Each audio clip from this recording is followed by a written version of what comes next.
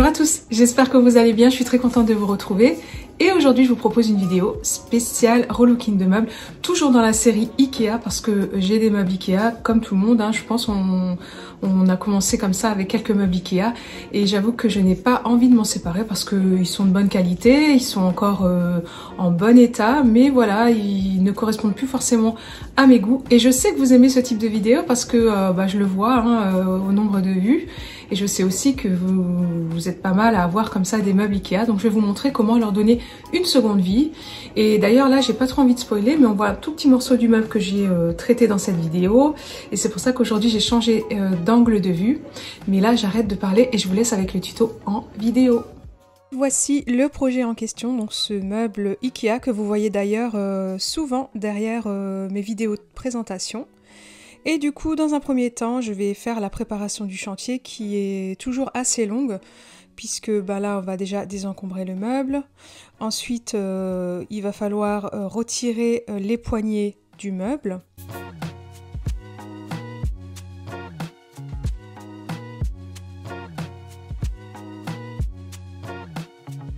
Et là, je retire les tiroirs parce que je vais enlever le plateau. Parce que tout simplement je vais le poncer, donc je vais le descendre à l'atelier. Pour cela, rien de plus simple, vous avez des petites vis comme ça à l'intérieur, il faut juste dévisser et donc déclipser le plateau.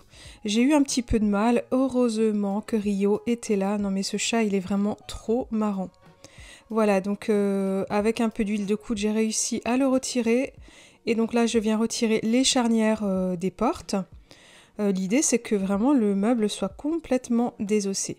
Donc j'en profiterai pour faire du rangement parce que voilà, comme tout le monde, hein, on a tendance à accumuler. Du coup je mets tout dans des paniers, comme ça ça me permet de mettre de côté, et je ferai ça plus tard. Là je vais aspirer dans le meuble. Et je vais surélever le meuble sur des plateaux à roulettes. Ça sera beaucoup plus simple pour travailler, pour le déplacer, et ceux-là viennent de chez Action.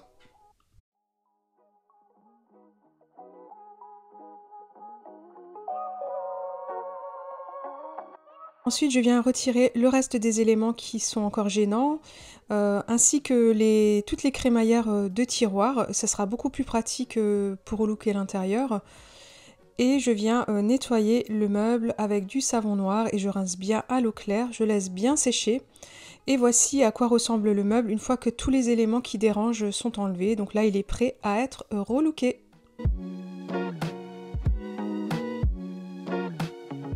Et c'est parti pour la mise en peinture de l'intérieur, et pour cela je vais utiliser une de mes couleurs favorites, c'est la Naturelin, et donc c'est la peinture 4x4 qui va s'appliquer sur tout type de support, et là en l'occurrence sur le meuble verni, donc c'est un gain de temps assuré. Je vais l'appliquer en 2 couches.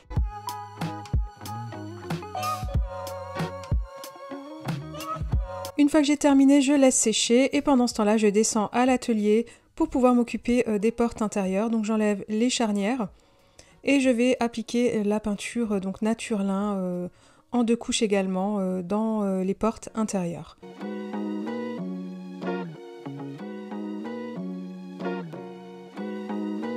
Sans oublier les 2 étagères du meuble.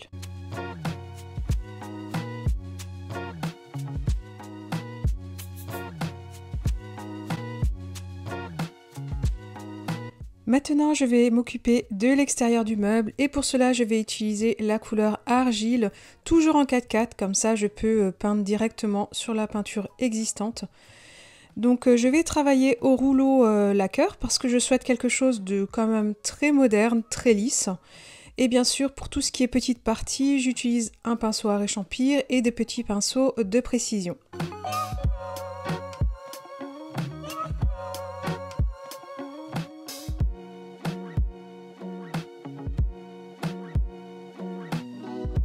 Ensuite, je viens peindre les tiroirs, donc les plus petits, puisque ceux-là, j'ai pu les vider. Les grands, je m'en occuperai par la suite. Et enfin, je vais retourner le meuble pour pouvoir accéder plus facilement aux pieds.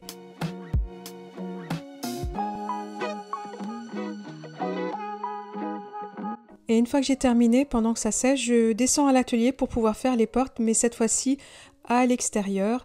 Et donc, je vais appliquer 2 couches.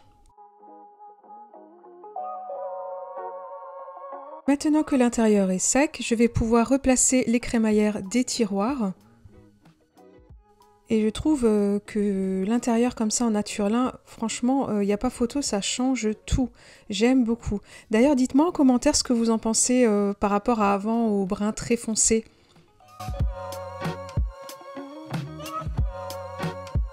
Je place ensuite les tiroirs à l'intérieur et je vais pouvoir revisser les poignées dessus.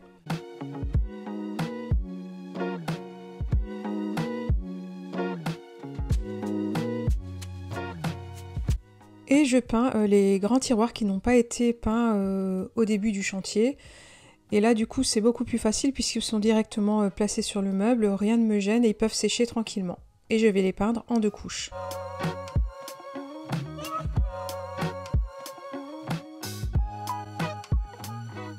Je revisse les charnières intérieures. Je peux remettre les petits crochets qui vont tenir les étagères et remettre du coup les étagères en place.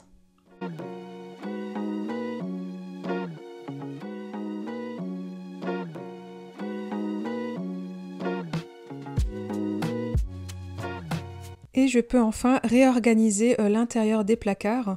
Donc je vais faire en sorte que ça soit très pratique. J'ai acheté chez Action des petits bacs comme ça blancs de rangement. En haut je vais pouvoir mettre tout ce qui est petits vases, soliflores. En dessous je vais mettre donc là ce que je suis en train de ranger, tout ce qui est pour le jardin et que j'ai besoin au quotidien. Ensuite, je revisse les charnières sur les portes et je n'ai plus qu'à remettre les portes sur le meuble.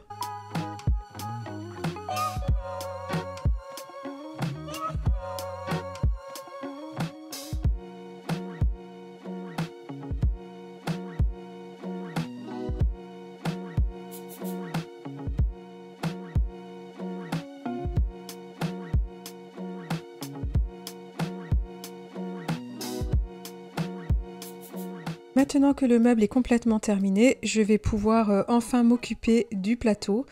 Et pour cela, je vais descendre à l'atelier et je vais me préparer au ponçage. Donc je vais utiliser la meuleuse, donc je vous en avais parlé dans ma vidéo précédente, je vous la mets dans le petit i. Et en fait, j'ai acheté des petits patins chez Action. C'est des patins pour poncer, donc ça abîme moins le meuble. Mais d'un côté, ça ne me dérange pas si ça fait un peu d'imperfection parce que le plateau, je voulais pas qu'il soit hyper lisse. Je voulais qu'il donne un peu d'imperfection. Mais franchement, la meuleuse, c'est vraiment une valeur sûre. Par contre, comme je le disais dans une story sur Instagram, ayez la main très légère. Voici ce que ça donne, c'est incroyable. Le plateau est vraiment mis à nu. C'est vraiment... voilà, c'est bluffant. Il ne me reste plus qu'à placer le plateau sur le meuble. Pour cela, mon mari m'a donné un petit coup de main parce que c'est pas évident, il est lourd et puis faut remettre les vis bien à l'intérieur. Donc voilà, un petit coup de main, c'était pas de refus. Et comme tout à l'heure, il suffit juste de revisser le plateau et le tour est joué.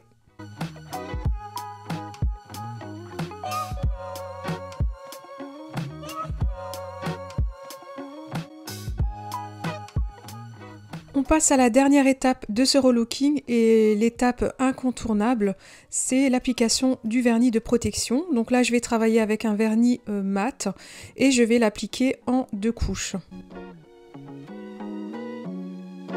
C'est déjà terminé pour ce relooking, je n'ai plus qu'à vous laisser découvrir le résultat en images.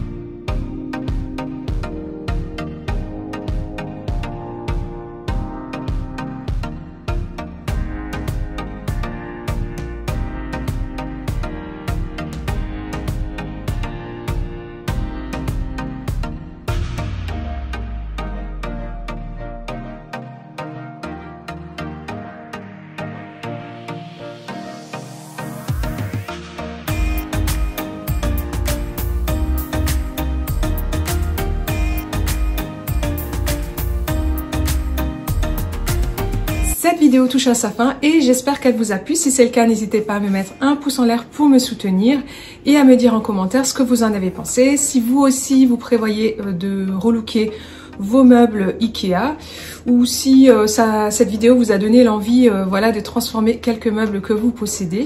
Vous avez pu voir comme d'habitude que voilà, avec les peintures que j'utilise, donc déjà il n'y a pas de ponçage, c'est très rapide, et que une peinture, et là en l'occurrence le ponçage du plateau, parce que je tenais à garder le plateau, à ressortir le bois d'origine. J'aime beaucoup ce mélange de matière, mi-peinture, mi-bois brut. Vous voyez qu'on peut vraiment transformer un meuble complètement et ça donne vraiment toute une autre ambiance chez soi. On va dire que si on devait racheter un meuble comme ça dans une grande enseigne, ce serait vraiment très cher, alors que là un pot de peinture, un peu d'huile de coude et le tour est joué. Si vous ne me suivez pas sur Instagram, je vous invite à me rejoindre parce que c'est un réseau social où je suis vraiment très active, que ce soit en story ou en post.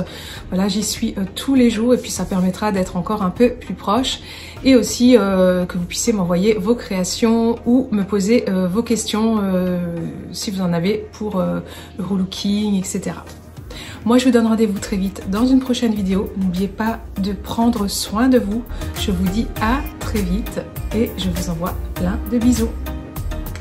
À bientôt.